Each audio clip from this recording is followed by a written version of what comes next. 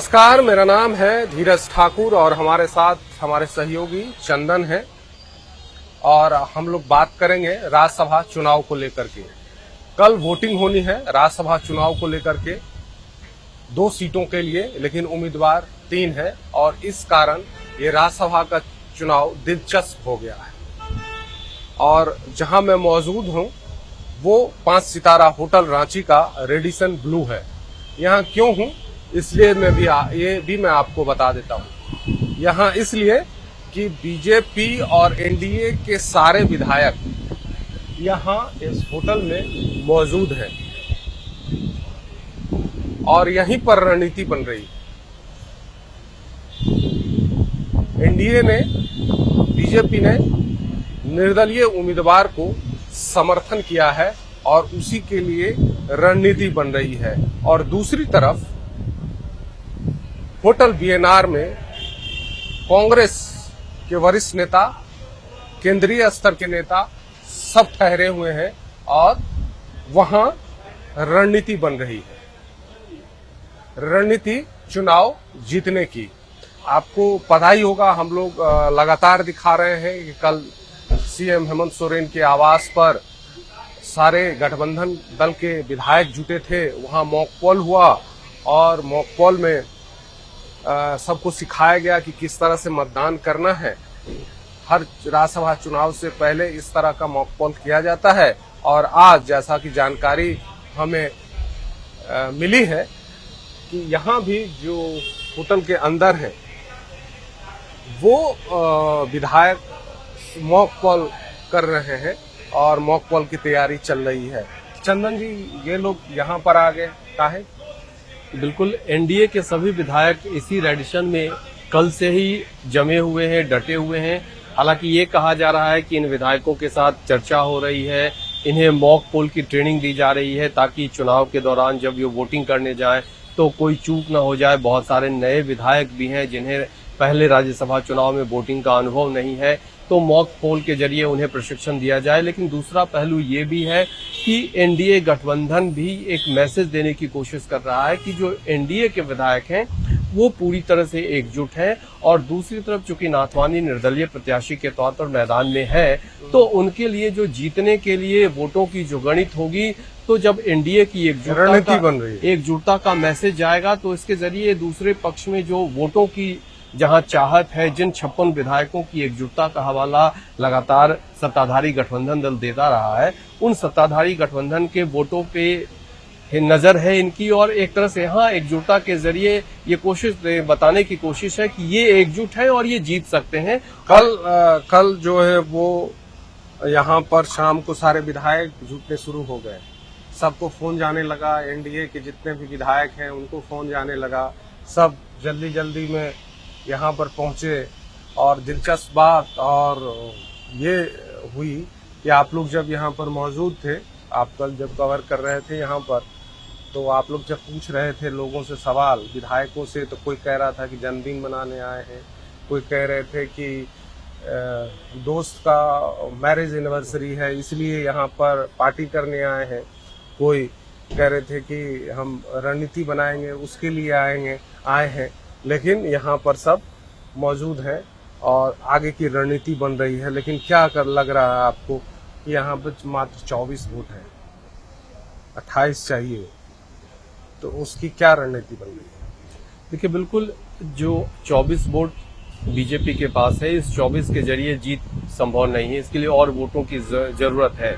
और नाथवानी की नजर बाकी जो सत्ताधारी दल के वोटर्स हैं उस पे है, बीजेपी की भी नजर है, क्योंकि नाथवानी निर्दलीय प्रत्याशी के तौर पर मैदान में है और उनके रणनीतिकार के तौर पर बीजेपी के लोग भी काम कर रहे हैं और बीजेपी रणनीति बना रही है।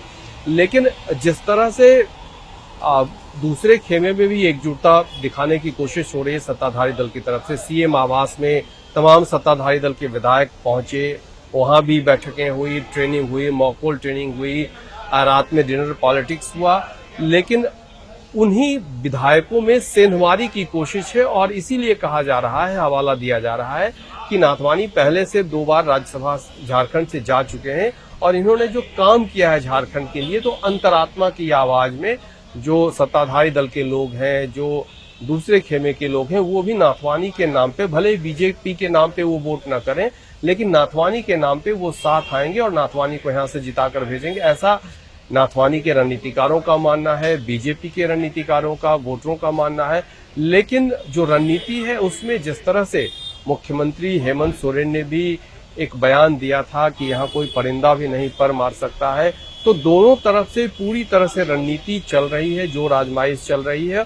और जिन वोटरों पे बीजेपी की नजर है दूसरे खेमे में, उन वोटरों को कैसे वोटिंग के लिए सहमत करना है, उसकी रणनीति भी अंदर खाने चल रही है। लेकिन ये सभी विधायक इस होटल में एकजुटता और एक तरह से विरोधी खेमे पर प्रेशर पॉलिटिक्स की भी एक रणनीति है। दूसरी रणनीति बन रही है बीएनआर में।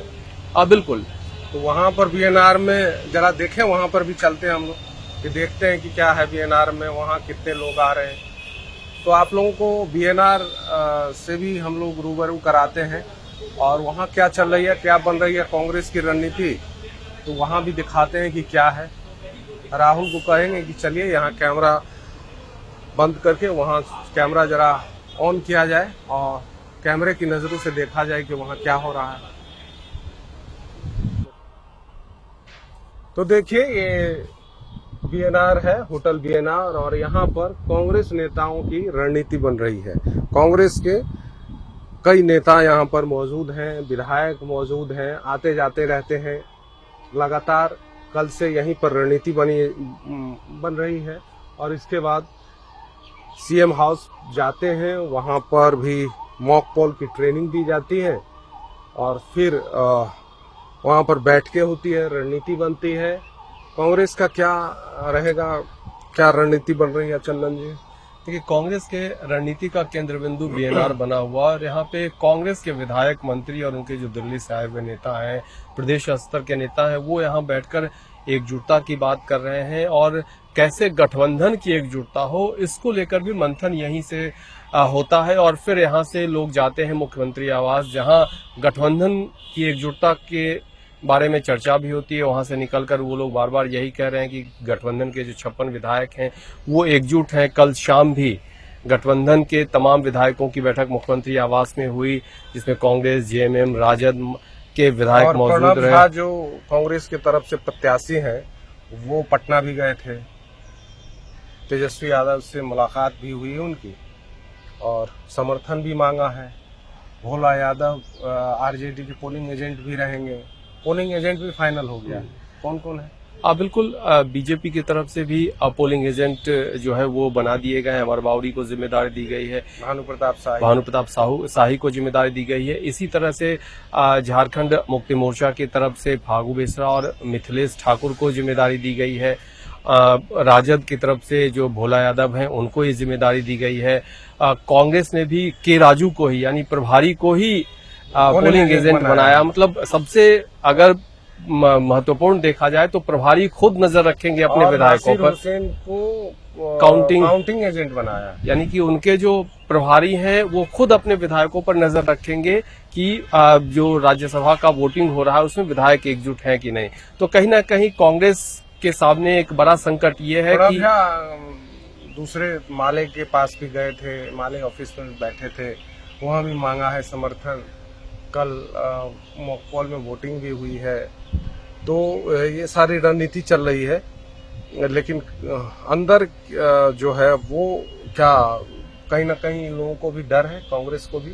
बिल्कुल, जो कैलकुलेशन है या जो राज्यसभा का चुनाव है वो तो बिल्कुल स्पष्ट अंक गणित का खेल है और 81 विधायक इसमें वोट करेंगे और 28 जो जीतने के लिए आंकड़े हैं वो 28 वोट जीतने के लिए जिनके पास आएंगे वो जीत जाएंगे।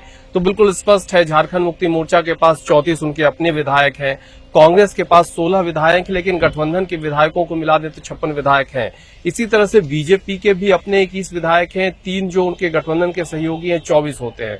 तो अब खेल यही है कि कांग्रेस को भी कहीं न कहीं इसीलिए होमवर्क करना पड़ रहा है कि उनको कांग्रेस को चूंकि अपने पास सिर्फ 16 है, बाकी आप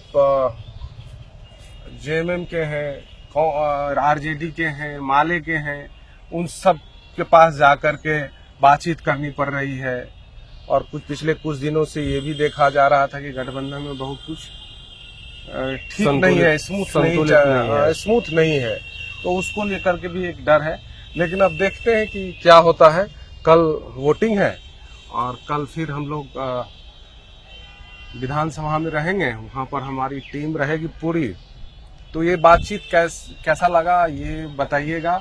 हम लोग प्रयास करते हैं कि जो करंट टॉपिक हो उस पर बातचीत करें, जिसपे पूरा दिलचस्प हो। चूंकि राज्यसभा का चुनाव, कई बार मैंने वीडियो बनाया राज्यसभा चुनाव को लेकर के, लेकिन हर रोज जो नई नई कहानियां निकल के आती है उसको हम आपके सामने रखते हैं।